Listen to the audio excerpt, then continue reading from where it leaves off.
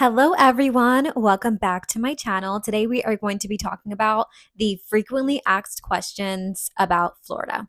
So, I got these questions off the internet. The very first question is, how do you handle heat and humidity? And let me tell you, for my curly haired girls, when you go outside, like for instance, the heat is going to mess up your hair. The humidity, really the humidity, not even the heat, because dry heat I think is fine, but the humidity is going to mess up your curls. How do I handle it?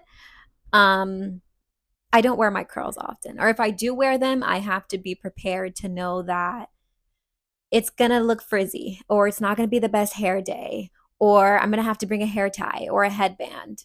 You have to be prepared. Another thing is I don't wear long sleeves often. Like I'm wearing a long sleeve now. I wear long sleeves if I know I'm going to spend a lot of time indoors.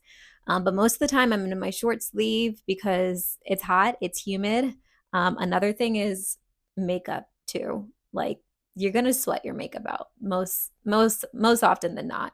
Or you're going to have to just bring some napkins to blot your face dry.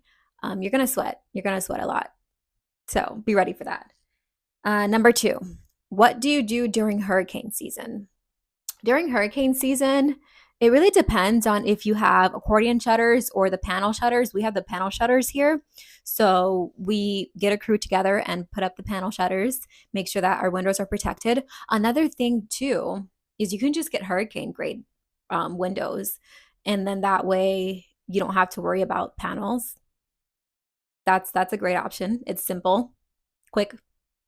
Um, we stock up on supplies, so snacks, canned goods, uh, toilet paper, everything that you would need that you won't have to go out on the road for because the roads are going to be, they could be flooded. Or there could be a curfew because the hurricane's near. So you want to make sure that you have everything inside the house. Even board games because you're going to want to be entertained, candles, flashlights in case the power goes out. Sometimes we do go to an extreme where we fill and prepare buckets of water and we kind of put a cover on them around the house just in case something happens to the water and it's contaminated and they say, hey, you can't use the water for the next X amount of days. That way we have fresh water that we can use because I believe we've experienced that before. Question number three. Is cost of living really high, focusing on expensive homeowners insurance?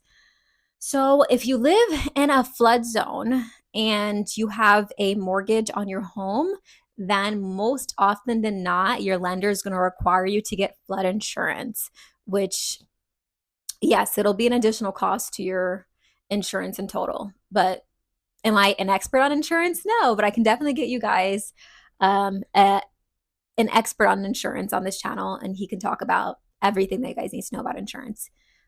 Question number four. Do you go to the beach every day? I don't go to the beach every day. I have pretty much a packed schedule. So unfortunately, honestly, that's not fair. That's not fair because if I wanted to go to the beach every day, I certainly could. I could just wake up earlier, right?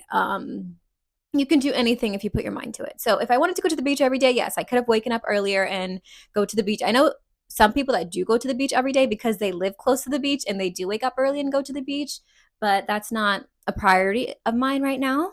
I did go to the beach, I want to say 2 weekends ago, and then I thought about it. I was like, maybe I'll go to the beach the following weekend after the weekend I went, and then I was like, but I just experienced the beach. Like, why am I going again? So it's not that I get tired of the beach, but it's hot. It's hot outside. So do I want to go sit and sunbathe and wear sunscreen and all that stuff? Not all the time. Sometimes I just want to be indoors in AC, which is nice.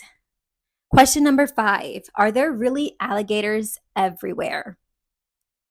It depends. Okay, not even it depends. No, they're not alligators everywhere, right? It really depends on where you are. If you're near a canal or a lake, maybe you might see an alligator come up and bask. I've heard people say that live near golf course communities that they have seen alligators come up on the golf course.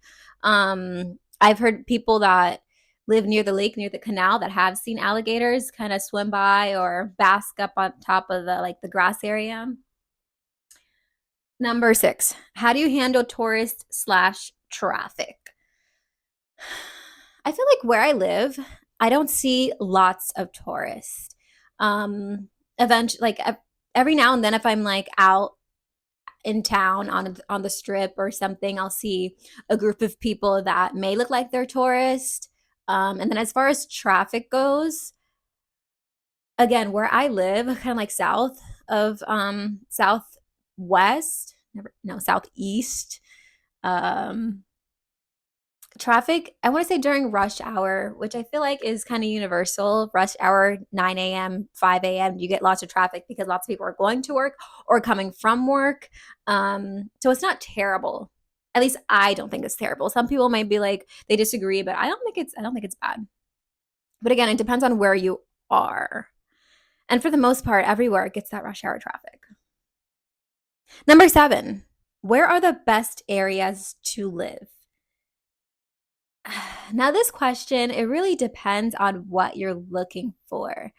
It really depends on the kind of vibe that you're looking for, on the kind of home that you're looking for, the community that you're looking for. But I really think the best areas are the areas that are walkable.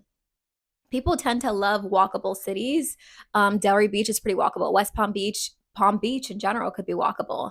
Boynton Beach, there are some areas that are walkable. Same thing with Lake Worth, there are some areas that are walkable. Basically, you're living anywhere where you're living nearby a strip or nearby an area that has nice restaurants, that has um, maybe a gym nearby, or maybe the community that you're in has a gym. Those are always nice areas because you don't have to take the car to go everywhere. And you know what? You could even take the golf cart if you're allowed. And depending on the community that you're in, take the golf cart and go to where you want to go and not have to hop in the car all the time. But then again, the golf cart doesn't have AC. It really depends. It really depends on the person you are and what you're looking for. Number 8, do you have heat in your house? That's a great question. Yes, I do have heat in my house. It's not often that I use the heat.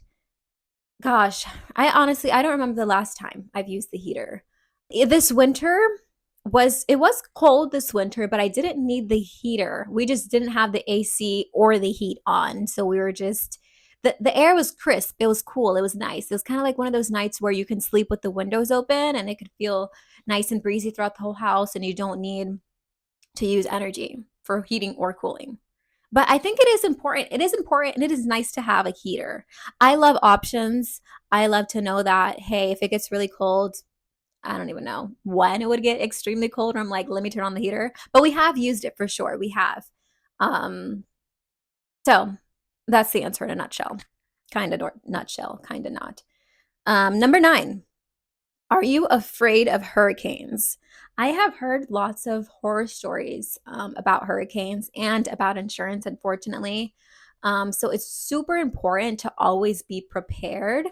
And there are some people that have seen lots of hurricanes in Florida, and sometimes they can be a little immune to it and feel like they don't have to prepare because it may not be so big, but it's always important to be super prepared because you never know, especially with tornadoes and flooding. Oh my gosh, especially with flooding, you never know what can happen. So it's better to be prepared than unprepared, and risk your safety and the safety of your home too. So it's a pretty large asset, so it's important to make sure you keep it safe.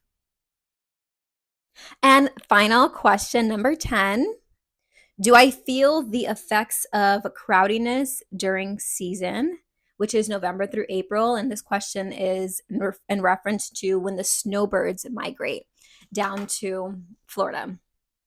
So it depends. Yes, I do feel the effects when the snowbirds migrate. So during season in Florida, I do feel it, especially with traffic, which kind of ties back into that traffic question.